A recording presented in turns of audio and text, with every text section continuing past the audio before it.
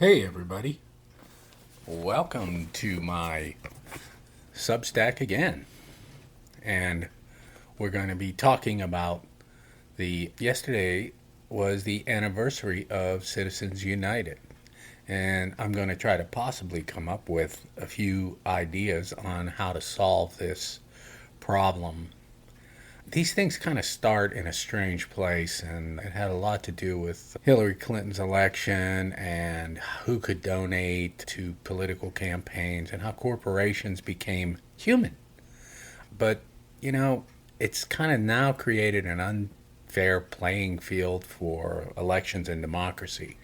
Right now, it's crazy, but, you know, it's like billions and billions of dollars being spent on elections, and most of it is coming from the upper 1% corporations, faceless entities out there who are now using the system basically to own democracy. Individual donations probably account for 1/3 of all of the political donations now. The other 2/3 are coming from these entities that are part of a brand new architecture that's only been around for 13 years. But anyway, so, we can talk about these things, but, pacts are, where they kind of bundle all of their influence together anonymously. And anybody can basically start a pact, and with the right amount of marketing, they can bring a drove of money, a pile of money, droves of money into the political system. Charlie Kirk had a pact. And yeah, so what are we going to do about our elections and democracy when it's all about the money? How do we change that? Well, we can consider trying to get people on the Supreme Court, trying to pass a law in the Republican Congress or in the November newly elected Congress. Hopefully, it's the Democrats and Senate, and try to get it passed. But we're going to have to wait 2-3 years in order to try to overturn Citizens United and to get the filthy lucre, get it out of our political system. If we can't do that, well, democracy is ruined and finished, regardless of what you think of Donald Trump. So, and what's crazy is these super PACs and all the branding that went into them. And you know what? The crazy thing is that the media certainly has no interest in doing away with these super PACs and Citizen United. They're not interested in losing all of that campaign money that comes into their advertising department. And so they're complicit in this stealing of democracy. So just remember that your vote counts as 1/3 of all the political influence that it could. It's not necessarily the one vote counts as an equal vote. And expecting the public to be better educated on who's funding these elections and who's influencing them in the way they vote, that's a big expectation.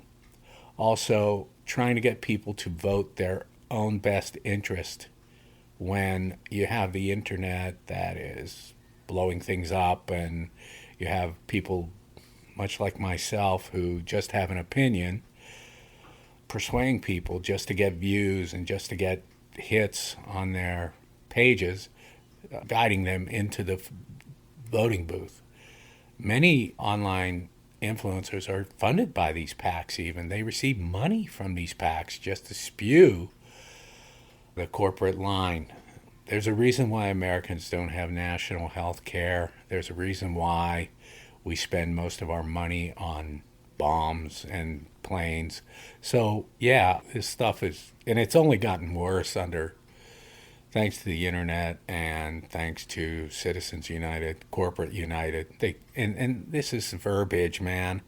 It drives me nuts every time I see some, the SAVE Act and all of this nonsense that We have to put up through the media. It's not the SAVE Act. It's the Marginalize the Voter Act, which is funded by PACs, which is funded by, elected officials. Elected officials in the media have no interest in overturning Citizen United. So what if the only answer is never, ever donate again individually or to a PAC any money? I get emails all the time. I get phone calls. Please donate. Please donate. Do this. Donate. Do that. What if we let the money system, at least 1/3 of it, dry up? Wonder what the impact would be. I think it would probably, hurt the Democratic Party's chances, more.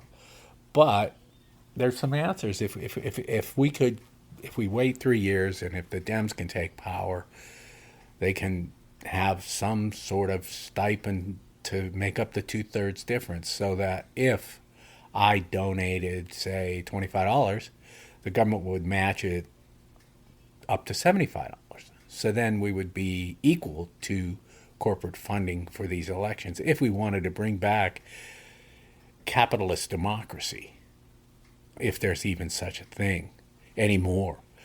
Or we could just give candidates stipends to run for office, and everyone's on an equal field, and you don't have to donate anymore, and it's part of the tax code where, every Senate candidate gets $1 billion, every House candidate gets $1 million, and so on and so forth. So, that's one answer. Another answer is we could just cap PAC influence. It sure would be hard, though. Super PACs exist because of court rulings, and the idea that they get free speech just like you. Free speech, come on. In a past life, I worked at a community access television channel. Our budget was slightly over $1 million a year. Rush Limbaugh was paid $60 million a year to run his show every day. So both were built on the fun notion of free speech.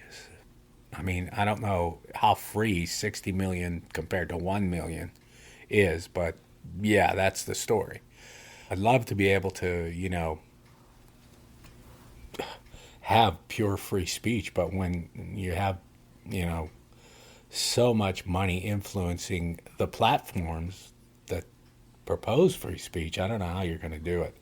And these platforms, in order to make them shine, they have to put on lighting, and then they run their advertising. So it's a very, very monetized democracy that it seems there is no end to it. But possibly the end could be through law, or we just stop donating to all candidates individually. Let the PACs dominate the scene, and eventually the law will say, whoa, wait a minute, this is warped. We didn't mean for democracy to die at the feet of corporate America. But that's extreme, and I just don't know if it'll work, because quite frankly, corporations, they'll never give up their foothold. They'll never give up their tax evasion status. Well, never's a hard word, but let's just hope that they do. But, your vote should matter more. But the PAC is dominating the voting scene. And, the concentration of wealth in this country really has made the battlefield ridiculously lopsided.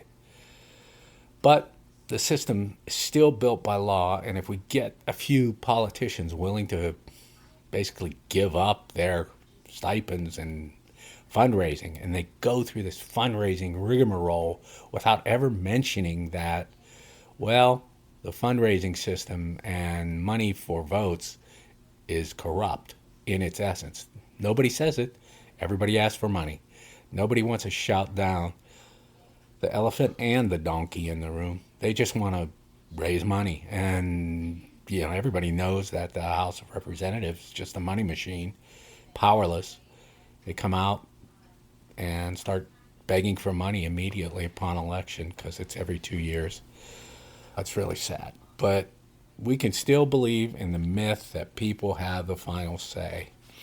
My name is Carl, and this is my Mind Chime, and I'm trying a new way of doing it and creating podcasts as well as my Substack post. And if you like what you hear, please subscribe and share this with your friends. And, I'll be here hopefully more often now. We had a little issue health-wise that was kind of disturbing, but it's actually given me more perspective on how important it is for people to speak up and people to try to have the final say. But anyway, let's not celebrate the anniversary of Citizens United. Let's change it. Let's change the law. Let's get the money out of the politics. And let's get nationalized health care. Let's pull down on these war machines in the military-industrial complex. Let's shut them down. We don't need them. And let's stop with the gosh darn fear-mongering. I mean, they use fear to raise money. You got to stop. You got to stop. And we have to stop them somehow, some way, through laws. Let's get the last honest people elected. People who say, I'm not interested in raising money to get into this office. I'm interested in stop getting the money out of politics. Until then, we will basically be tools of capitalism, and our democracy is gone already, and it will be lost until these rules change. So anyway, like and share this. Thanks for listening. Thanks for reading. I'm Carl, and until next time.